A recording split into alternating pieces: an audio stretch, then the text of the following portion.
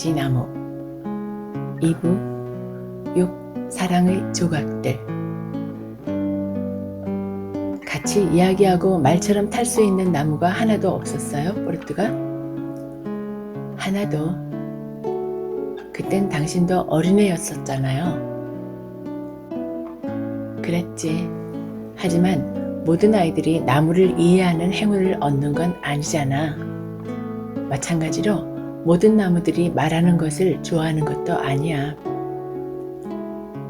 포르투가는 다정하게 웃어 보이며 말을 이었어. 나무라고도 할 수 없었어. 포도넝쿨이지. 네가 묻기 전에 알려주마. 넝쿨은 포도의 줄기를 말하는 거야. 포도가 열리는 나무 말이야. 굵은 줄기가 구불구불 올라가는 나무지. 그것들이 정말 아름다운 때는 수확기야. 그리고 포도주는 착즙기로 짜내지. 이렇게 아저씨는 새로운 단어가 나오면 자신이 알고 있는 많은 것들을 설명해 주었어. 에드문드 아저씨처럼 아주 능숙하게.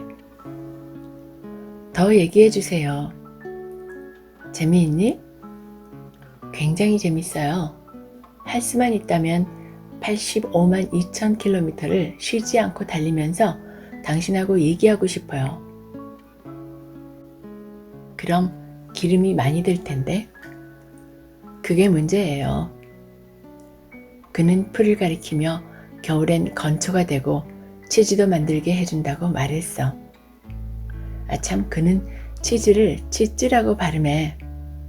아저씨는 어떤 말들을 포르투갈식으로 발음하는데 그게 더 멋있게 들려. 그는 설명을 멈추고 한숨을 내쉬었어. 하루빨리 고향으로 돌아가고 싶어. 조용하고 아늑한 그곳에서 내 여생을 보내고 싶어. 필라델라야. 그곳은 포르투갈의 아름다운 트라스 우스 몬테스 지역 몽헤알 근처에 있어.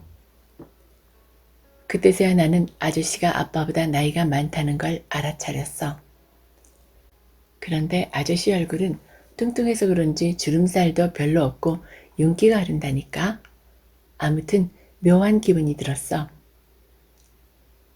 진심이에요? 내가 섭섭해한다는 것을 눈치챘나 봐.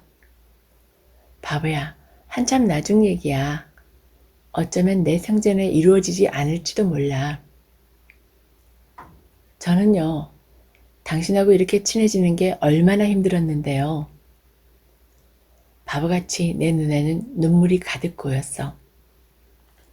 하지만 사람이라면 가끔 꿈을 꿀 수도 있는 거잖아. 당신 꿈속에 내가 없단 말이에요. 그는 흙쪽에서 웃었어. 포르투가, 당신은 내가 꾸는 모든 꿈에 나온단 말이에요. 톰 믹스나 프레드 톰슨하고 초록빛 평원을 달릴 땐 당신이 지치지 않도록 역마차를 빌린 적도 있어요. 내가 어딜 가든지 당신은 언제나 함께 가요. 그런데 가끔 수업 시간에 교실 문을 보고 있으면 언젠가 당신이 찾아와서 작별 인사를 할 것 같은 느낌이 들어요. 맙소사, 너처럼 정이 많은 아이는 처음 봤다.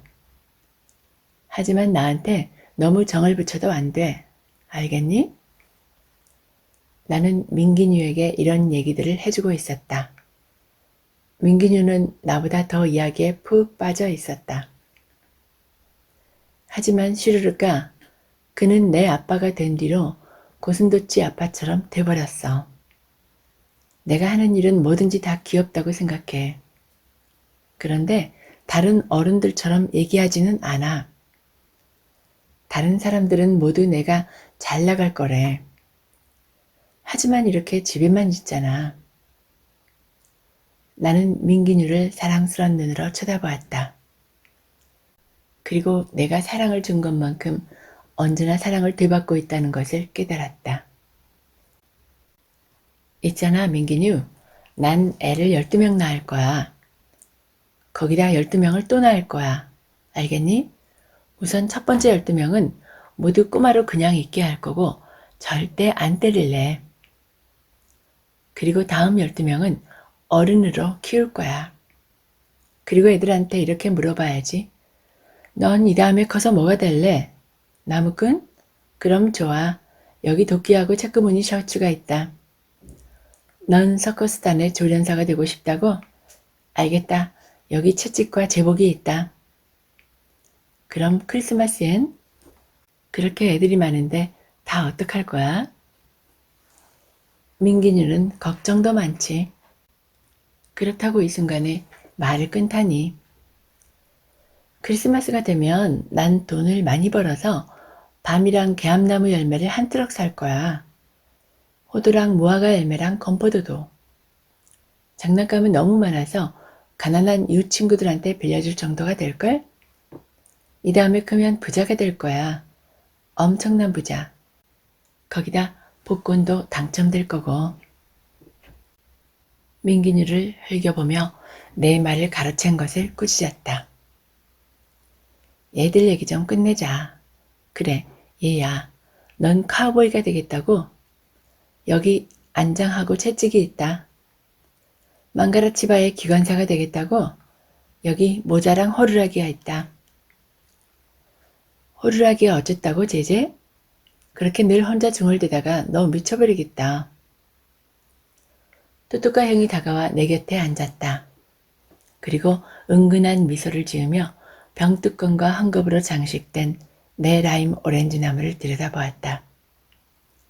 무언가 얻어내려는 속셈이 있는 게 뻔했다. 제제, 400에이스만 빌려줄래? 싫어. 너 돈 있잖아, 그렇지? 있어. 그런데 어디에 쓸 거냐고 물어보지도 않고 무작정 빌려주기 싫다고 그러는 거야? 트라스우스 몬테스로 여행 가려면 돈을 많이 모아놔야 돼. 그건 또 무슨 말라비뚤어진 소리냐? 말 못해. 그래, 너 혼자 잘 먹고 잘 살아라. 그럴 거야. 그래도 400에이스는 못 빌려줘. 넌 구슬 따먹기 왕이잖아. 백발백중이잖아. 내일 구슬치기 해가지고 많이 따서 팔면 되잖아. 그럼 순식간에 그까지 400에이스는 벌 텐데. 그래도 싫어. 나한테 시비 걸지 마. 아무한테도 집적거리지 않고 얌전히 있으니까. 나도 싸우기 싫어. 그런데 우리 집 식구 중에서 내가 가장 좋아하는데 동생이 그렇게 감정도 없는 괴물로 변한 거야. 괴물이 아니야. 감정 없는 혈거인이지. 뭐라고? 혈거인. 에드문드 아저씨가 잡지에 난 사진을 보여줬어. 그건 손에 막대기를 든 털복숭이 원숭이야. 아주 먼 옛날에 동굴에 살았던 사람인데 뭐더라? 동굴 이름은 잘 생각이 안 나. 외국말이라 까먹었어. 너무 어려워서. 에드문드 아저씨는 네 머릿속에 그런 거지 같은 걸 좀 그만 넣어야 돼. 그나저나 돈 빌려줄 거지? 돈이 있는지 없는지도 몰라. 너무한다, 제제. 우리가 같이 구두 닦기 할 때 너가 일을 하나도 안 했는데 내가 돈을 나눠준 거 기억 안 나? 또 네가 지쳤을 때 네 구두 닦기 통을 얼마나 많이 들어줬냐? 그건 사실이었다. 뚜뚜까 형은 내게 그렇게 나쁜 짓을 많이 하지는 않았다. 나는 내가 결국에는 빌려주려는 것을 알고 있었다. 돈 빌려주면 놀라운 소식 2가지 알려줄게. 나는 잠자코 있었다. 내 라임 오렌지 나무가 내 타마린드 나무보다 훨씬 예쁘다고 말해줄게. 정말 그렇게 말할 거야? 이미 말했잖아. 나는 주머니에 손을 넣고 동전을 흔들었다. 그럼 그 2가지 말해봐. 있잖아, 제제. 우린 더 이상 가난하게 살지 않아도 돼. 아빠가 산또 알레이슈 공장 지배인으로 가게 됐거든. 우린 다시 부자가 되는 거야. 하하, 넌 기쁘지 않니? 기뻐. 아빠한테는 잘된 일이야. 그런데 나는 방크시를 안 떠날 거야. 난 진지냐 할머니네서 살래. 여기서 살다가 트라스우스 몬테스로 갈 테야. 알겠어. 넌 우리랑 같이 가느니 차라리 진지냐 할머니네서 따분하게 살겠다 이거지? 형은 죽어도 그 이유를 알 수 없을 거야. 또 하나는 뭐야? 여기선 얘기 못해. 들으면 안 되는 사람이 하나 있거든. 우리는 그곳을 떠나 화장실 옆으로 갔다. 그래도 형은 최대한 작은 소리로 서곤거렸다. 너한테 알려줄 게 있어. 제제, 마음을 단단히 먹으라고. 시청에서 길을 넓힌대. 모든 집에 뒤뜰까지 길을 넓힌대. 그래서? 영리한 애가 아직도 감을 못 잡았어? 길을 넓히려면 저기 있는 모든 걸 뒤엎어야 돼. 형은 내 라임 오렌지 나무가 있는 쪽을 가리켰다. 나는 울듯이 입을 삐죽이 내밀었다. 거짓말이지 형. 그렇지? 그렇게 울려고 할 것까진 없어. 아직 멀었으니까. 내 손가락들은 신경질적으로 주머니 속의 동전들을 셌다. 거짓말이야. 그렇지 또또까형? 아니야. 진짜야. 하지만 너 사나이야 아니야?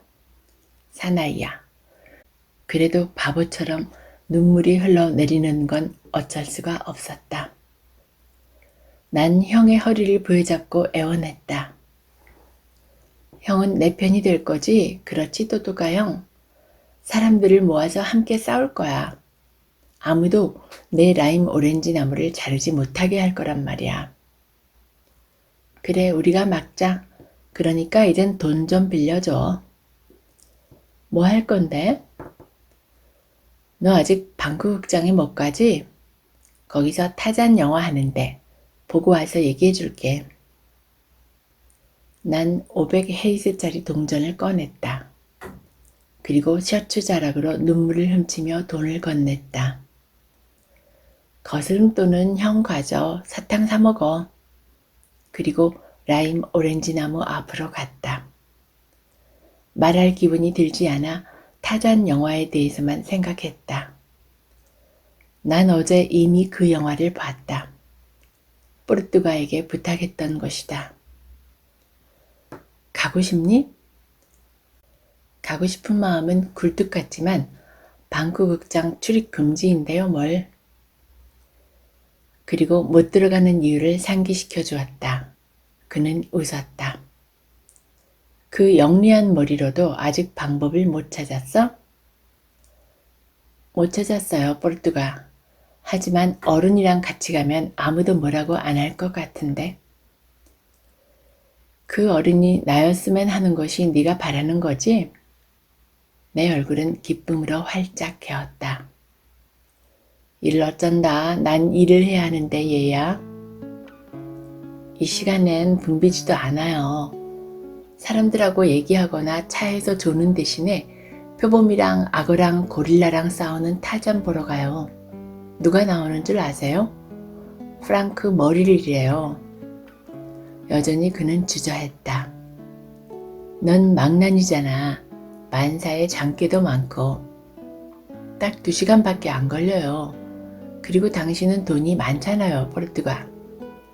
좋다, 가자. 하지만 걸어서 가자. 난 차를 여기 주차장에 세워놓을 테니까. 우리는 극장으로 갔다. 매표소의 아가씨가 내게 1년 동안 출입금지 명령이 내려졌다고 말했다. 내가 저 애를 책임지겠어. 그리고 그건 벌써 오래전 일이에요. 이젠 저 애도 철이 들었어요. 매표원이 나를 쳐다보았을 때 나는 그녀를 향해 웃어보였다. 그리곤 손끝에 키스를 실어 그녀에게 날려보냈다. 명심해 제제. 네가 장난을 치면 난 일자리를 잃게 돼. 이 이야기는 민기뉴에게 하고 싶지 않았다. 하지만 얼마 못 가서 털어놓고 말았다. 7. 망가라치바. 세실리아 빠임 선생님은 아무나 나와 자기가 지은 문장을 칠판에 적어보라고 하셨다. 그러나 아무도 감히 나갈 생각을 하지 못했다. 그때 문득 좋은 문장이 떠올라 손을 들었다. 제제, 나와서 해보겠니? 나는 책상에서 일어나 칠판 앞으로 걸어 나갔다. 선생님의 칭찬에 기분이 우쭐해졌다. 여러분 보세요. 반에서 가장 어린 학생이잖아요. 내 팔은 칠판 중간에도 닿지 않았다. 분필을 집어 최대한 멋을 부려 글씨를 썼다. 머지않아 방학이 시작됩니다. 틀린 글자가 없나 하여 선생님을 쳐다보았다. 선생님은 흐뭇한 웃음을 지었다. 탁자 위에는 빈 병이 놓여 있었다. 비어있는 병. 하지만 선생님이 말한 것처럼 늘 상상의 장미가 꽂혀 있는 병이었다. 선생님이 저렇게 못생기지만 않았더라도 꽃을 가져오는 학생이 이렇게까지 없지는 않았을 것이다. 난 내가 쓴 문장에 만족해서 자리로 돌아왔다. 방학이 되면 포르투갈과 더 자주 드라이브를 갈 수 있었기 때문이었다. 그 다음에도 글짓기를 하겠다고 나선 아이들이 몇몇 있었다. 그러나 내가 단연 으뜸이었다. 누군가가 선생님의 허락을 받고 교실로 들어왔다. 지각을 한 제로니무였다. 그 애는 엉거주춤 들어와서는 바로 내 뒷자리에 앉았다. 그리고 책을 꺼내 시끄럽게 책상 위에 올려놓고 옆 아이에게 말을 걸었다. 난 들으려고 하지 않았다. 커서 만물 박사가 되기 위해 열심히 공부만 할 작정이었다. 그러나 소곤대는 말 가운데 내 신경을 곤두서게 하는 것이 있었다. 망가라치바에 대한 이야기였다. 차를 들이받았다고? 그래, 큰 차 있잖아. 마누엘 발라다리스 아저씨 차. 나는 깜짝 놀라 뒤돌아보았다. 뭐라고? 망가라치바가 슈타 건널목에서 포르투갈 사람 차를 들이받았어. 그래서 지각한 거야. 기차가 차를 완전히 박살냈어. 사람들이 엄청 몰려왔어. 헤알렘고시 소방차까지 왔었다니까. 식은땀이 흐르고 눈앞이 캄캄해졌다. 제로니무는 계속 옆 아이의 물음에 답해주고 있었다. 그 사람이 죽었는지는 잘 몰라. 어린애들은 가까이 가지 못하게 했으니까. 나도 모르게 자리를 박차고 일어섰다. 식은땀이 온몸을 적셨고 토하고 싶었다. 나는 책상을 벗어나 문으로 다가갔다. 창백한 내 얼굴을 보고 다가온 세실리아 빠임 선생님의 얼굴도 알아보지 못했다. 왜 그러니 제제? 난 대답할 수가 없었다. 눈에서는 눈물이 솟았다. 나는 미친 듯이 달리기 시작했다. 교장실 근처에서도 상관 않고 계속 달렸다. 거리에 나와서도 하우상파울로 고속도로고 뭐고 다 잊고 달렸다. 단지 그곳에 빨리 도착해야겠다는 마음으로 무작정 달렸다.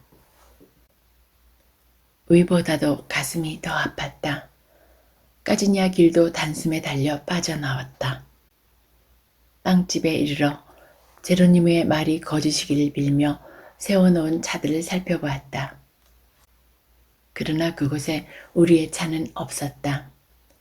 나도 모르게 신음소리가 새어나왔다. 다시 달리려는데 라디오스 아저씨의 팔이 거세게 나를 낚아챘다. 어디 가니 제제? 내 얼굴은 눈물로 범벅이 되어 있었다. 거기 갈래요. 가서는 안 된다. 미친 듯이 발버둥을 쳤지만 그의 팔에서 빠져나올 수가 없었다. 진정해라 얘야. 넌 거기 가면 안 돼. 망가라치바가 아저씨를 죽였죠? 아니야. 구조대가 금방 왔어. 차는 많이 부서졌는데 거짓말하지 마세요. 무엇 때문에 거짓말을 하겠니? 기차가 차를 들이받았다고 했잖아. 그러니까 그 사람이 면회를 받아도 될 정도로 회복하면 내가 널 병원에 데려다 주마. 약속할게. 자, 이젠 음료수나 좀 마시자. 그는 손수건을 꺼내 내 땀을 닦아주었다. 토하고 싶어요. 내가 벽에 기대자 그는 내 머리를 잡아주었다. 이제 좀 괜찮니, 제제? 고개를 끄덕였다. 집에 데려다 줄까? 난 머리를 저었다. 그리고 넋을 놓고 천천히 걷기 시작했다. 나는 모든 것을 알아챘다. 망가라치바는 아무도 봐주지 않는다. 세상에서 가장 힘이 센 기차였다. 나는 두세 번을 더 토했다. 그러나 이런 나를 걱정해 줄 사람은 아무도 없었다. 나는 학교로 돌아가지 않았다. 발길이 닿는 대로 걸었다. 때론 엉엉 울다가 교복 소매자락으로 얼굴을 닦았다. 이젠 다시는 나의 포르투갈을 볼 수 없게 된 것이었다. 더 이상 그는 가버린 것이다. 나는 걷고 또 걸었다. 그가 포르투갈하고 부르도록 허락하고 차에 매달리게 해준 곳에 멈춰 섰다. 나무 뿌리에 주저앉아 얼굴을 무릎에 파묻고 몸을 웅크렸다. 생각지도 못한 분노가 터져나왔다. 아기 예수, 넌 나쁜 애야.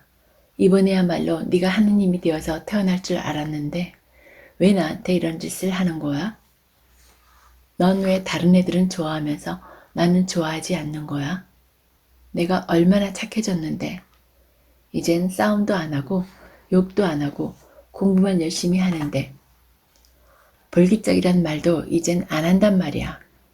그런데 아기 예수, 넌 왜 나한테 이런 짓을 하는 거야? 내 라임 오렌지 나무를 자른다고 했을 때도 화 안 냈어. 그냥 조금 울었을 뿐이야. 이젠 어떡해? 이젠 어떡하냐고. 눈물이 범물 터지듯 쏟아져 내렸다.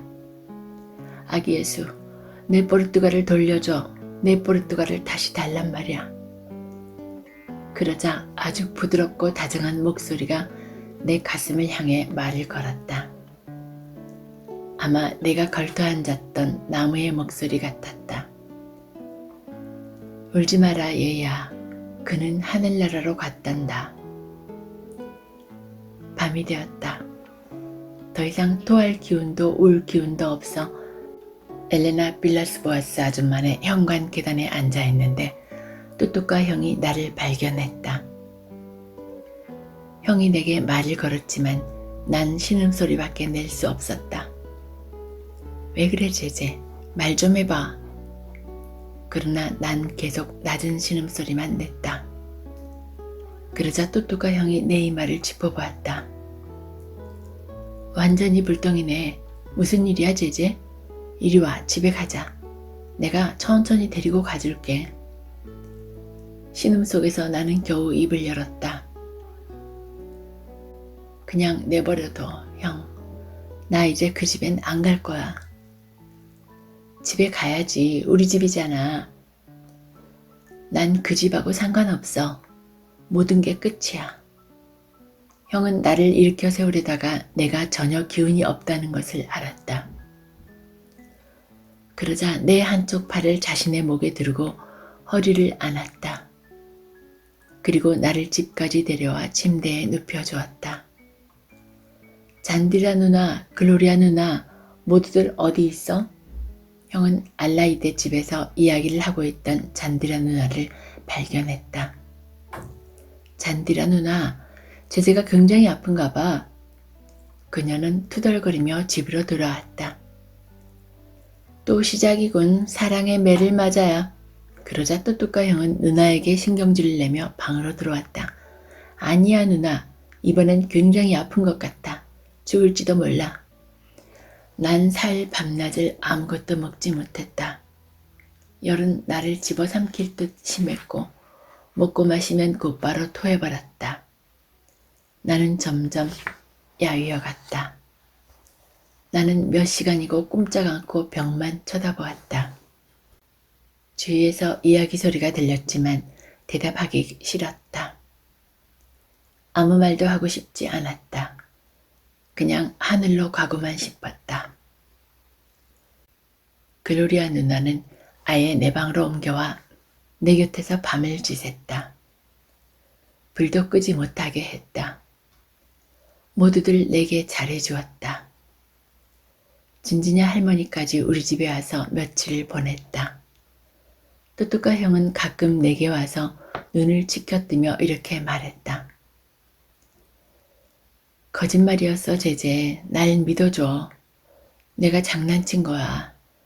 도로 확장 공사 같은 건 하지 않아. 집안은 죽음의 장막이 내린 것처럼 조용했다. 아무도 소리를 내지 않았다. 모두들 소곤소곤 이야기했다. 어머니는 거의 매일 내 곁에서 밤을 새웠다. 아무리 그래도 난 포르투갈을 잊을 수가 없었다. 그의 웃음소리, 특이한 억양, 창밖의 귀뚜라미까지 쓱쓱 그의 면도 소리를 흉내내고 있었다. 그에 대한 생각을 떨쳐버릴 수가 없었다. 이제는 아픔이 무엇인지 알 것 같았다. 매를 많이 맞아서 생긴 아픔이 아니었다. 병원에서 유리조각에 찔린 곳을 바늘로 꿰맬 때의 느낌도 아니었다. 아픔이란 가슴 전체가 모두 아린 그런 것이었다. 아무에게도 비밀을 말하지 못한 채 모든 것을 가슴속에 간직하고 죽어야 하는 그런 것이었다. 팔과 머리의 기운을 앗아가고 베개 위에서 고개를 돌리고 싶은 마음조차 사라지게 하는 그런 것이었다. 상태는 더욱 악화되었다. 나는 뼈마디가 앙상하게 드러날 정도였다. 의사를 불렀다. 파울랴베르 박사가 와서 나를 진찰했다. 그는 한눈에 나의 상태를 알아보았다.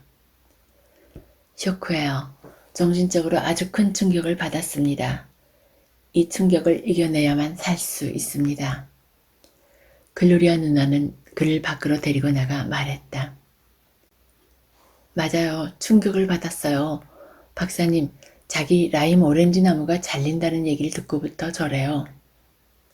그럼 그게 사실이 아니라는 것을 확신시켜야 돼요. 별의별 얘기를 다 해봤는데 믿으려고 하지 않아요. 저 애한테는 오렌지 나무가 사람이나 마찬가지예요. 조금 특별한 아이예요. 감수성이 굉장히 예민하고 조숙하거든요. 나는 그 말을 모두 알아들었지만 살고 싶은 생각은 들지 않았다. 하늘나라로 가고 싶어도 살아있는 사람들은 그곳에 갈 수가 없었다. 약을 먹었으나 그래도 계속 토했다. 그 즈음 이상한 일들이 일어났다. 동네 사람들이 줄지어 문병을 온 것이다. 그들은 내가 인간의 탈을 쓴 악마였다는 사실을 잊은 것 같았다. 재난과 기아 상점 주인은 늘어진 마리아 젤리를 갖다 주었고 에우제니아 아줌마는 달걀을 가져와 토를 하는 내 배를 낫게 해달라며 기도해 주었다. 파울루 씨네 아들이 죽어가고 있습니다. 모두들 듣기 좋은 말만 해주었다. 빨리 나아야 된다, 제제. 네가 망나니 짓을 안 하니까 거리가 온통 슬픔에 잠긴 것 같지 뭐냐. 세실리아 바임 선생님도 내 가방과 꽃 한 송이를 들고 왔다. 그것들을 보자 다시 눈물이 쏟아졌다. 선생님은 내가 어떻게 뛰어나갔는지 설명하였다. 그러나 선생님이 아는 것이라고는 단지 그것뿐이었다. 가장 슬퍼한 사람은 아리오발도 아저씨였다. 나는 그의 목소리를 알아들었지만 자는 척했다. 그 애가 깰 때까지 밖에서 기다리시죠. 그는 앉아서 글로리아 누나에게 이야기했다. 들어보세요. 아가씨, 여기를 찾으려고 집집마다 일일이 물으며 다녔어요. 그리고는 슬프게 울먹였다. 내 어린 천사가 죽으면 안 됩니다. 정말 안 돼요. 제발 죽게 내버려 두지 마세요, 아가씨. 저 애가 제 악보를 가져다 준 사람이 아가씨 맞죠? 아니에요?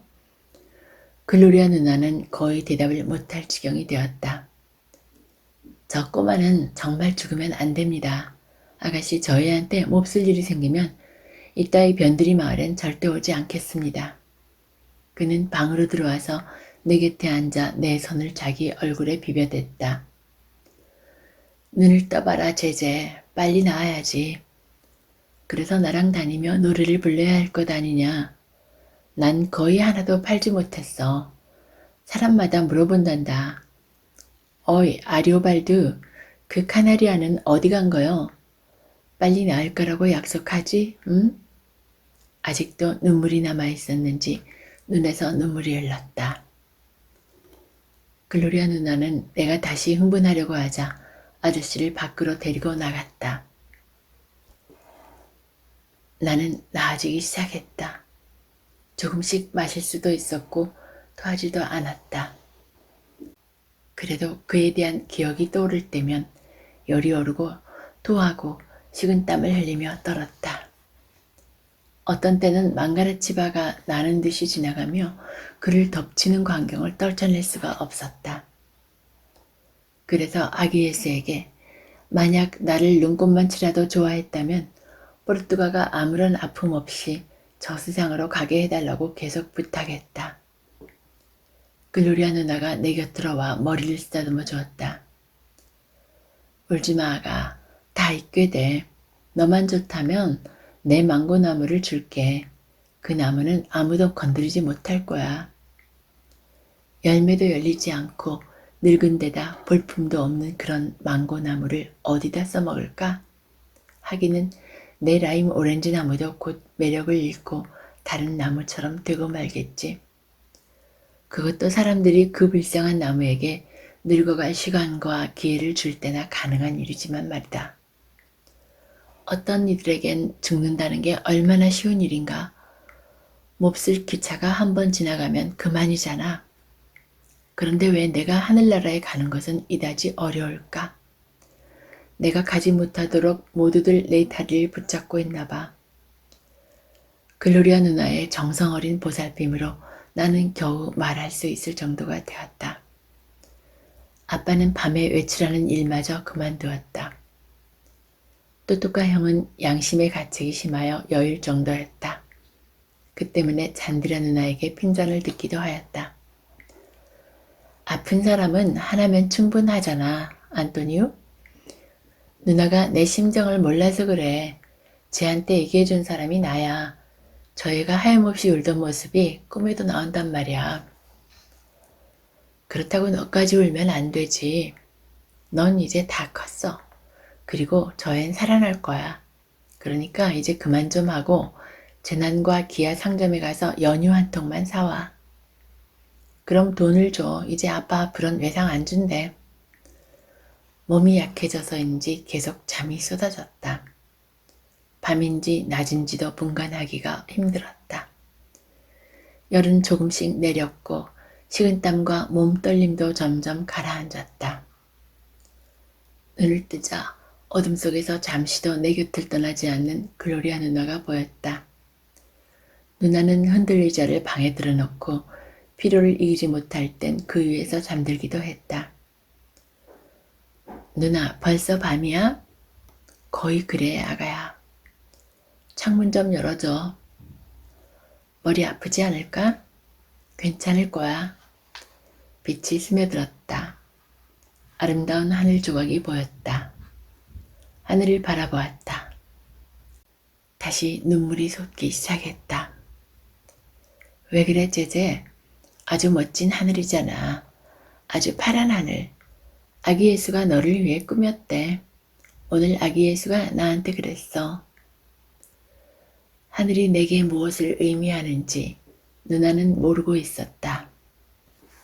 누나는 내 곁에 기대어 내 손을 잡고 나의 기분을 북돋으려고 애썼다. 누나는 많이 여이고 지쳐 있었다. 있잖아 제제. 조금만 있으면 다 나을 거야. 그러면 연도 날리고 구슬도 산더미처럼 따고 민균이도 올라타고 그러자. 내가 옛날처럼 노래도 부르고 나한테 악보도 갖다 줬으면 좋겠어. 얼마나 멋진 일이니? 우리 동네가 얼마나 쓸쓸해졌는지 알아?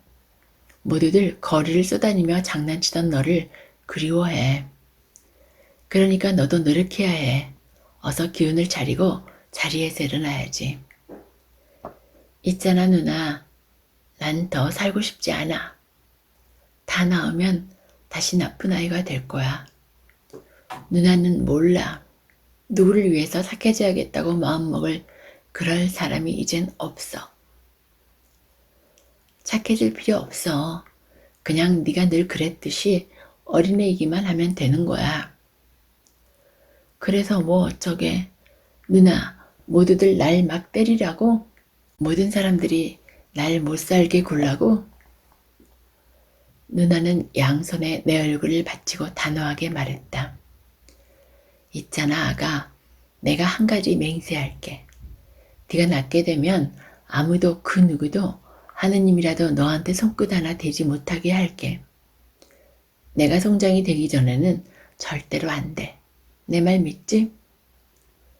내가 알았다는 듯 하고 소리를 냈다. 그런데 송장이 뭐야? 오랜만에 누나의 얼굴이 기쁨으로 활짝 개었다. 그리고 웃었다. 어려운 단어에 관심을 보인다는 것은 내가 다시 살아나고 있다는 것을 의미하기 때문이었다. 송장이란 죽은 사람, 그러니까 시체와 같은 거야. 하지만 지금 분위기랑은 별로 안 어울리니까 이 얘기는 그만두자. 내 생각도 누나와 같았다.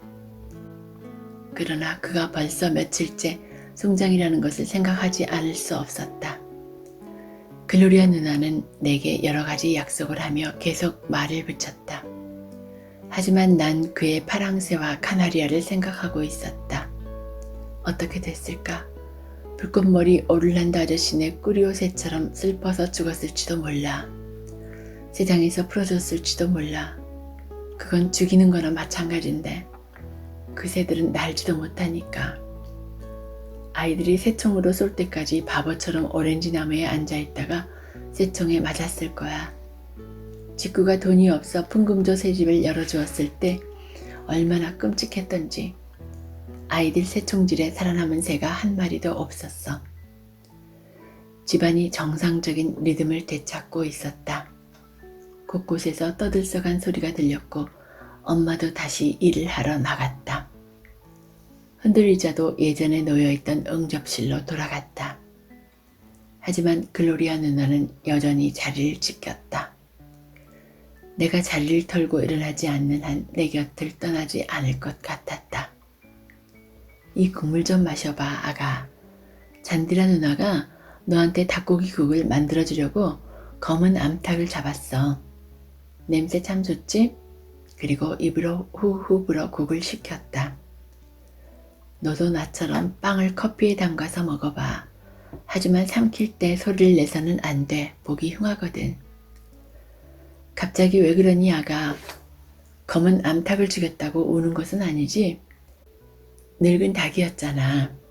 너무 늙어서 알도 낳지 못했는데. 내가 사는 데를 알아내려고 꽤 애를 썼구나. 너희들이 동물원 놀이 할 때 그 닭이 검은 표범이라는 걸 나도 알아. 그것보다 훨씬 더 무서운 다른 검은 표범을 사면 되잖아. 어떻게 된 거야 이 도망쟁이야. 그동안 어디가 있었어? 고도이야. 지금은 못 먹겠어. 먹으면 토할 것 같아. 조금 있다가 줄게. 그땐 먹을 거지? 그러자 많은 말들이 물거품처럼 입 밖으로 쏟아져 나왔다. 아주 착하게 굴게요. 싸움도 안 하고 욕도 안 하고 볼기짝이란 소리도 안 할게요. 당신과 늘 함께 있고 싶어요. 식구들은 내가 다시 민기니와 이야기를 시작한 것으로 생각했는지 슬픈 얼굴로 나를 바라보았다. 처음에는 단지 창문을 부드럽게 긁는 소리였다. 그러나 이내 창문을 두드리는 소리로 바뀌었다. 창문 밖에서 부드러운 음성이 들려왔다. 제제, 나는 몸을 일으켜 나무 창살에 머리를 기댔다. 누구니? 나야 문 좀 열어봐. 글로리아 누나를 깨우지 않으려고 창문 빗장을 소리 없이 잡아당겼다. 화려하게 장식한 민기뉴가 마치 기적처럼 어둠 속에서 빛을 발하고 있었다. 들어가도 돼? 들어오는 건 괜찮은데 소리내면 안 돼. 누나가 깨니까. 깨우지 않겠다고 약속할게. 그가 창문을 넘어왔다. 나는 침대로 돌아왔다. 내가 누굴 데려왔는지 알아? 얘도 같이 오겠다고 해서. 민기뉴가 팔을 앞으로 펼치자 은빛 새 같은 것이 보였다. 잘 안 보여, 민기뉴. 잘 봐. 너도 놀랄걸? 내가 은빛 깃털로 장식해줬어. 예쁘지? 루시아누, 너 굉장히 멋있다. 계속 그렇게 하고 다녀야겠다. 스토르크 추장 이야기에 나오는 매인 줄 알았어. 나는 감격하여 그의 머리를 쓰다듬었다. 처음으로 그가 매우 온순하다는 것을 느꼈다. 박쥐들도 사랑해주는 것을 좋아했다. 너 다른 건 못 알아보는구나. 잘 살펴봐. 난 톰 믹스의 박차를 달고 켄 마이나드의 모자를 쓰고 프레드 톰슨의 쌍권총도 차고 리차드 탈마지의 허리띠도 메고 장화도 신었어. 그리고 아리오발도 씨가 네가 좋아하는 체크무늬 셔츠도 빌려주었어. 지금까지 본 것 중에 가장 멋져, 민기뉴. 어떻게 그 많은 걸 다 빌렸니? 네가 아프다고 했더니 다 빌려주던데. 네가 늘 그렇게 꾸미고 살 수 없다는 게 좀 아쉽다. 나는 민기뉴가 자신에게 닥칠 운명을 알고 있나 싶어 걱정스러운 눈빛으로 바라보았다. 그러나 아무 말도 하지 않았다. 민기뉴가 내 침대 가장자리에 앉았다. 그의 눈은 사랑과 염려로 그득했다. 그는 내 앞으로 얼굴을 들이밀었다. 왜 그래, 시루르까? 시루르까는 너야, 민기뉴. 그럼 너는 꼬마 시루르까야. 네가 주던 그 우정을 더 이상 바라면 안 될까? 그러지 마. 의사가 울지도 말고 흥분하지도 말랬어. 나도 그건 싫어. 네가 너무 보고 싶어서 왔어. 그리고 네가 다시 건강해지고 기뻐하는 것을 보고 싶어. 살다 보면 다 잊혀져. 산책하려고 왔는데 같이 갈래? 나 몸이 많이 약해졌어. 맑은 공기를 마시면 병도 나을 거야. 내가 뛰어넘는 걸 도와줄게. 우리는 밖으로 나갔다. 어디로 갈 건데? 수로로 놀러 가자. 있잖아, 난 까빠네바 공작거리에는 별로 가고 싶지 않아. 거긴 영영 못 지나다닐 것 같아. 그럼 아슈테르 거리로 해서 끝까지 가자. 그러자 민기뉴는 날아다니는 말로 변했다. 루시아누는 즐거운 듯 내 어깨에 앉아 있었다.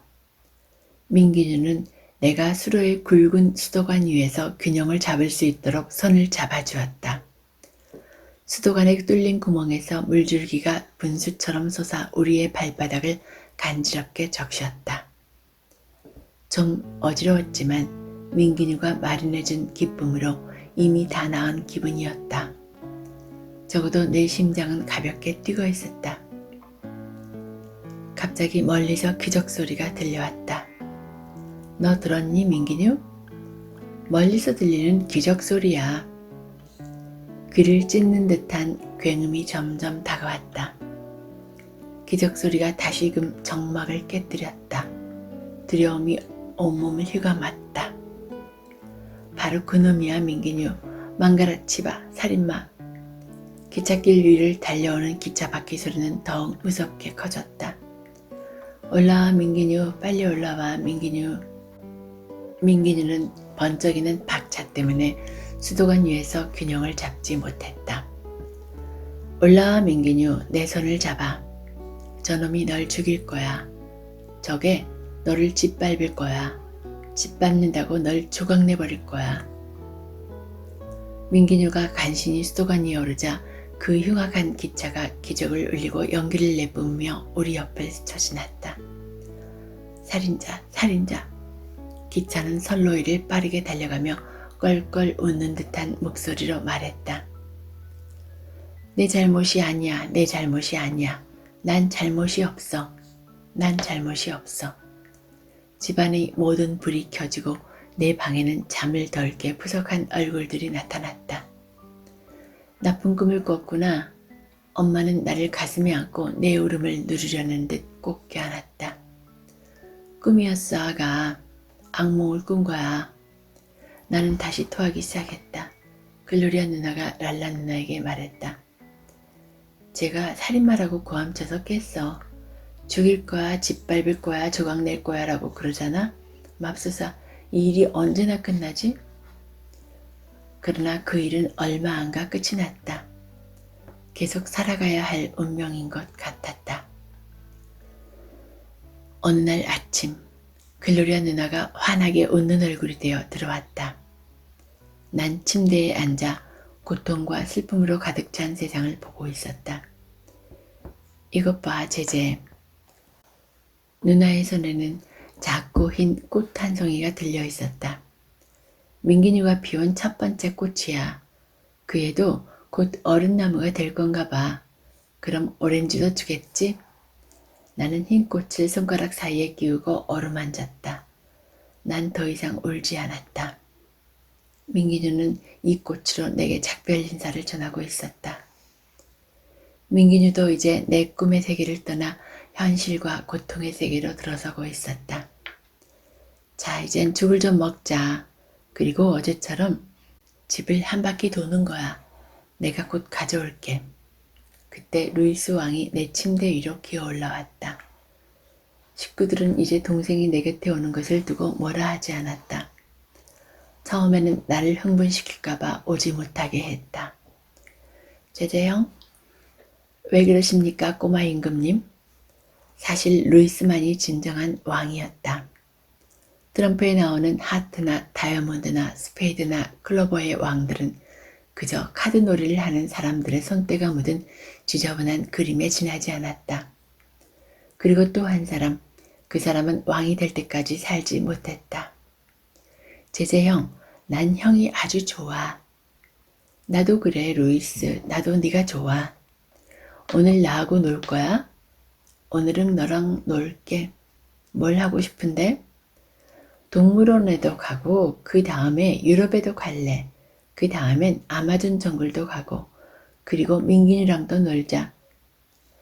내가 피곤하지 않으면 모두 다 하자. 글로리아 누나의 행복한 눈길 속에서 아침을 먹은 우리는 손을 잡고 뒤뜰로 나갔다. 글로리아 누나는 마음이 놓였는지 문에 몸을 기댔다. 닭장에 이르기 전에 나는 몸을 돌려 누나에게 손을 흔들어 주었다. 누나의 눈이 기쁨으로 빛났다. 나는 나만의 조숙함으로 저 애가 드디어 환상의 세계로 들어왔어요. 감사합니다 하느님이라고 하는 누나의 마음을 읽을 수 있었다. 형, 응? 검은 표범 어디 갔어? 믿지 않는 일을 다시 시작한다는 건 힘든 일이었다. 나는 현실을 있는 그대로 말해주고 싶었다.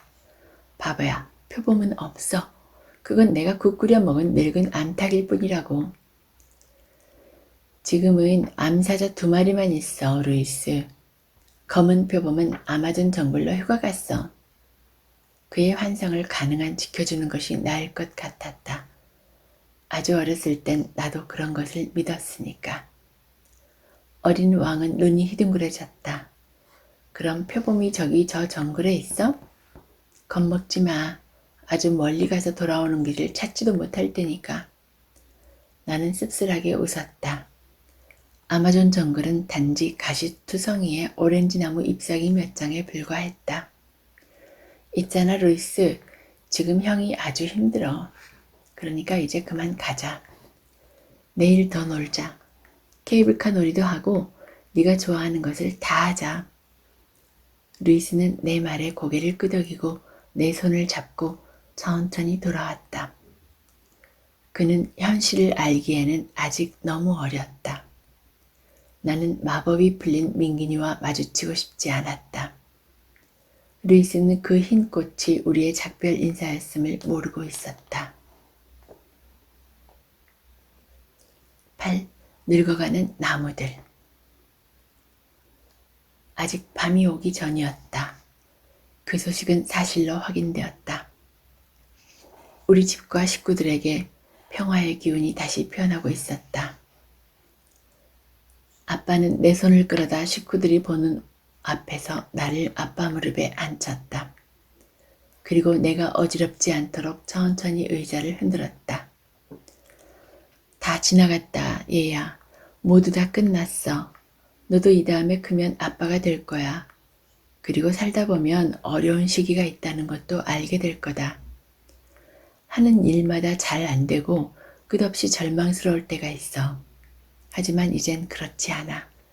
아빠는 산토알레이슈 공장의 지배인이 됐어. 이제 다시는 크리스마스에 네 신발이 비어있는 일은 없을 거다. 아빠는 잠깐 말을 멈추었다. 아마 아빠도 살아있는 한 절대로 그 일을 잊지 않을 게 틀림없었다. 여행도 많이 다니자. 엄마는 이제 일을 하지 않아도 돼. 네 누나들도 그렇고. 아직도 그 인디언 메달 갖고 있니? 나는 주머니를 뒤져 메달을 찾아냈다. 좋아, 다시 시계를 사서 메달을 달자. 언젠가는 네 것이 될 거야. 포르투가 탄화귀소가 뭔지 아세요? 아빠의 이야기는 끝이 없었다. 아빠의 깔끔깔끔한 턱이 내 얼굴을 스쳐 따끔거렸다. 오래 입은 옷에서 나는 냄새도 역겨웠다. 나는 아빠의 무릎 밑으로 빠져나와 부엌문으로 갔다. 그곳 계단에 앉아 어둠 속으로 사라져가는 뒤뜰을 바라보았다. 기분이 언짢아졌다. 저 사람은 뭐 때문에 나를 무릎에 앉혔을까? 저 사람은 내 아빠가 아니야. 내 아빠는 돌아가셨어. 망가라치바가 내 아빠를 죽였어. 아빠는 내 뒤를 따라 나왔다. 그리고 눈물로 젖어있는 내 눈을 보았다. 아빠는 거의 무릎을 꿇다시피 하고서 내게 말을 걸었다. 울지 마라, 얘야. 우리는 이제 큰 집에서 살게 될 거야. 집 뒤에 진짜 강도 오르고 아주 큰 나무들도 많이 있어. 그 나무들은 네가 다 가져라. 거기다 그네도 맬 수 있어. 아빠는 몰랐다. 이 세상에서 까를로티 여왕만큼 멋있는 나무가 없다는 것을 말이다. 네가 가장 먼저 나무를 고르게 해주마. 나는 아빠의 발을 내려다 보았다. 슬리퍼 사이로 발가락들이 비집고 나와 있었다. 그도 칙칙한 뿌리를 가진 늙은 나무였던 것이다. 아빠 나무였다. 그러나 내가 전혀 이해할 수 없는 그런 나무였다. 한 가지 소식이 더 있다. 내 라임 오렌지 나무도 그렇게 빨리 잘리진 않을 거야.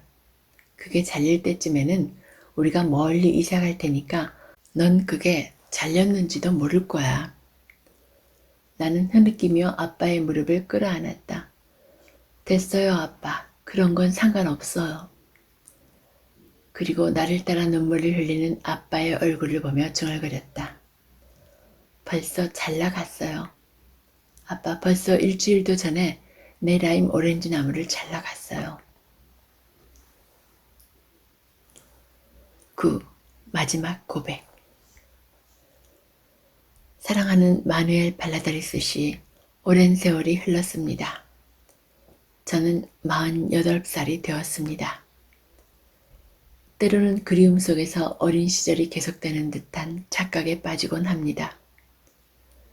언제라도 당신이 나타나서 제게 그림딱지와 구슬을 주실 것만 같은 기분이 듭니다. 나의 사랑하는 포르투가 제게 사랑을 가르쳐 주신 분은 바로 당신이었습니다. 지금은 제가 구슬과 그림딱지를 나누어 주고 있습니다.